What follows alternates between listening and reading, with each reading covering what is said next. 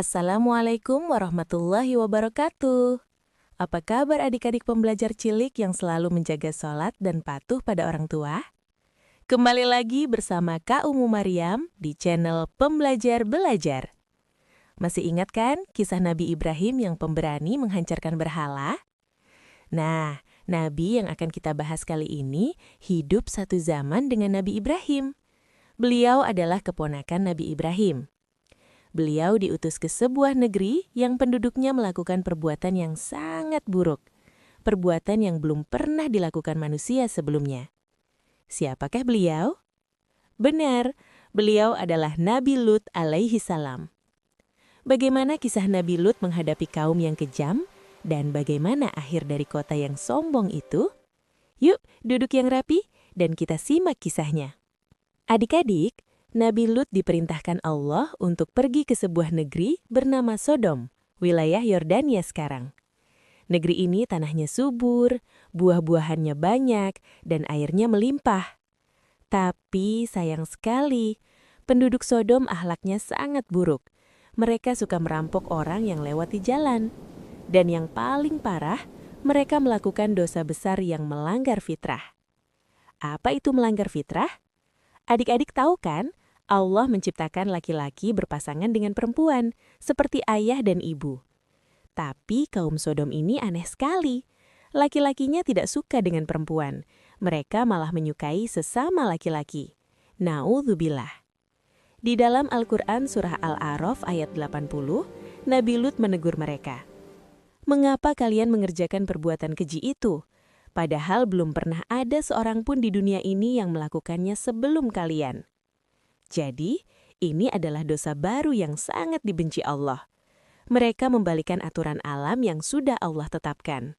Nabi Lut tidak takut, beliau terus menasihati mereka.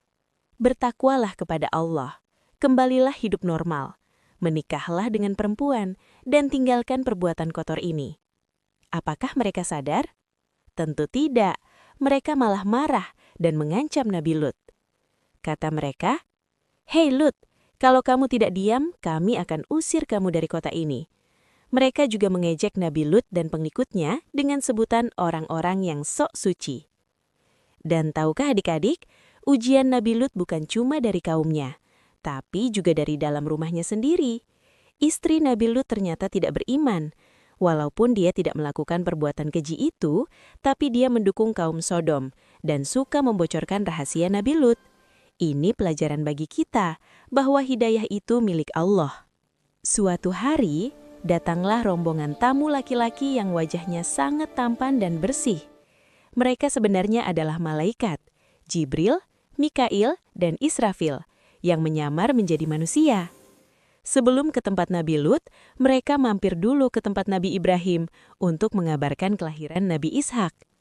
Ketika tamu-tamu ini sampai di Sodom, Nabi Lut merasa sangat cemas dan dadanya sesak. Kenapa? Karena Nabi Lut takut kaum yang jahat itu akan mengganggu tamu-tamu tampam ini. Benar saja, istri Nabi Lut yang berkhianat diam-diam memberi kode kepada penduduk kota. "Hei, di rumah Lut ada laki-laki tampan," serunya. Orang-orang jahat itu pun lari, berdesak-desakan mengepung rumah Nabi Lut. Mereka gedor-gedor pintu ingin mengambil tamu itu. Nabi Lut berusaha menghalangi mereka di depan pintu. "Wahai kaumku, janganlah kalian menghinakan aku di hadapan tamuku. Bukankah ada wanita-wanita negeri ini yang halal untuk kalian nikahi?" Tapi mereka menjawab dengan kasar. "Kamu tahu kami tidak butuh perempuan." Keadaan semakin genting. Pintu hampir didobrak. Tiba-tiba, para tamu itu berkata, "Wahai Lut, sesungguhnya kami adalah utusan Tuhanmu. Malaikat, mereka tidak akan bisa mengganggu kamu." Malaikat Jibril pun keluar dan memukul wajah-wajah orang jahat itu dengan sayapnya. Seketika itu juga, mata mereka menjadi buta. Mereka pun mundur sambil meraba-raba dinding dan berteriak kesakitan. Malaikat memerintahkan Nabi Lut, "Pergilah membawa keluargamu di akhir malam, dan jangan ada seorang pun dari kalian yang menoleh ke belakang. Kecuali istrimu, dia akan terkena azab juga."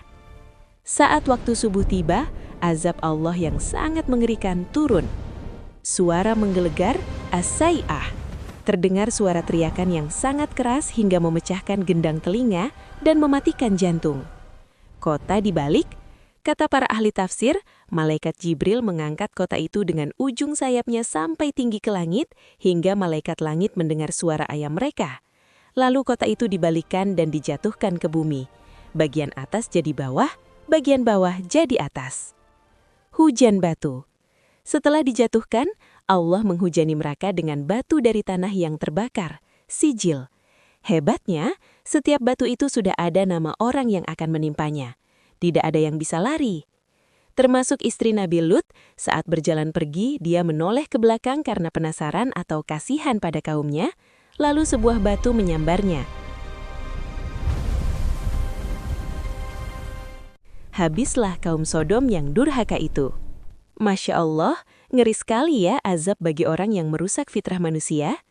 Sekarang bekas kota itu dikenal dengan nama Laut Mati. Nah, pembelajar cilik, apa yang bisa kita pelajari dari kisah Nabi Lut? Syukuri fitrah kita. Allah menciptakan kita laki-laki dan perempuan untuk saling melengkapi dalam pernikahan yang sah. Jangan meniru budaya yang menyimpang ya. Jauhi teman buruk. Kaum Sodom hancur karena mereka berkumpul dalam keburukan.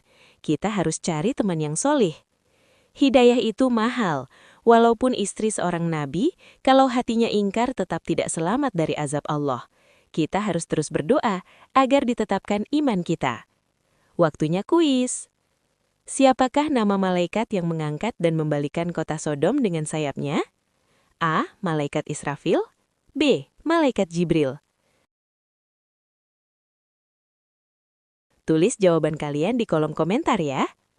Di episode selanjutnya, insya Allah kita akan menceritakan tentang anak yang siap disembelih demi perintah Allah dan munculnya air Zam-Zam.